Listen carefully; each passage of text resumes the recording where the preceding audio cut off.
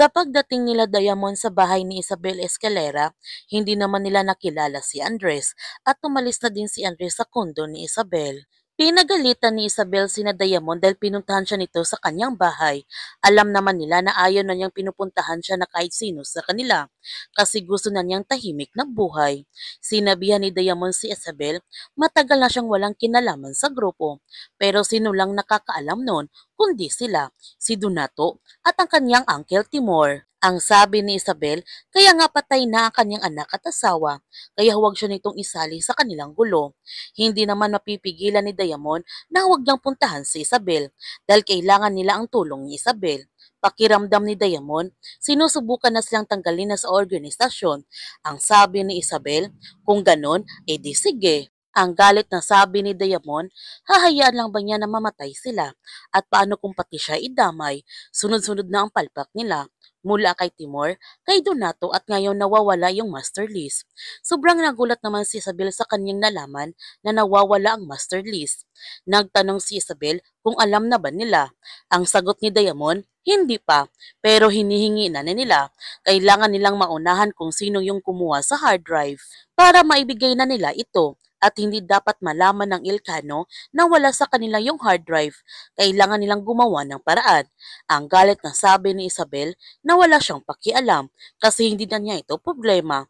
Kaya pinapalisan niya sa kanyang bahay sina Diamond. Nung pauwi na sana si Miguel, may sumusunod naman sa kanya ng isang van, ngunit hindi niya ito nahuli dahil bigla na lamang ito umalis. Habang si Emil, natunto naman niyang tinitirhan ni Andres at hinahalukog niya ito sa loob ng bahay. Nung wala si Andres sa loob ng bahay, sinasaktan na niya si Apo at ang batang lalaki para sabihin ito kung nasaan si Andres. Buti na lamang dumating si GB at binubog niya si Emil, pati ng mga kasamahan nito. Tinawagan kagad ni Apo si Andres para ipaalam na sumugod sa kanilang bahay si Emil.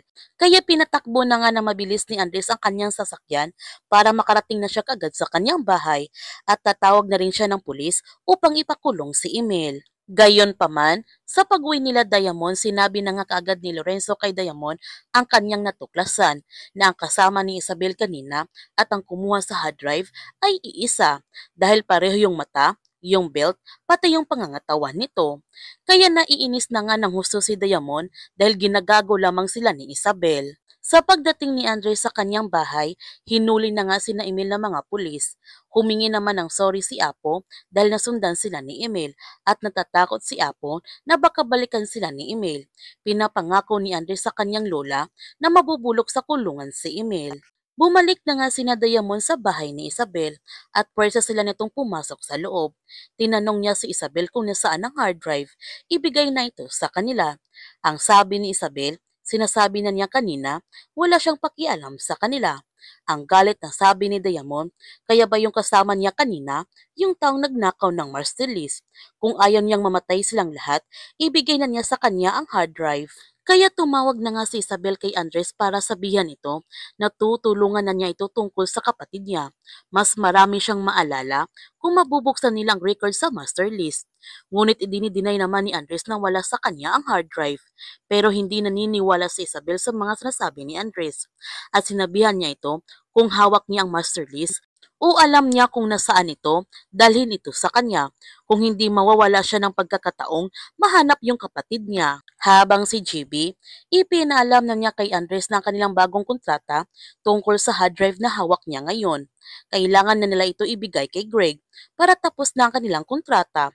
Ngunit ayaw ito ibigay ni Andres ang hard drive dahil kailangan pa niya ito ngayon. Sinabi na nga niya kay GB na nagpakita na siya kay Isabel at nagpakilala na din siya nito. Wala nang ibang paraan para makita na niya ang kanyang kapatid. Hinihingi ni Isabel ang hard drive kapalit ng impormasyon sa kanyang kapatid. Ibibigay kaya ni Andres ang hard drive kay Isabel? Yan ang ating aabangan sa incognito. Kaya kung bago ka pa channel ko, don't forget to like, subscribe, and click notification bell para palagi kang updated sa mga videos in-upload ko. Thank you for watching and God bless to everyone.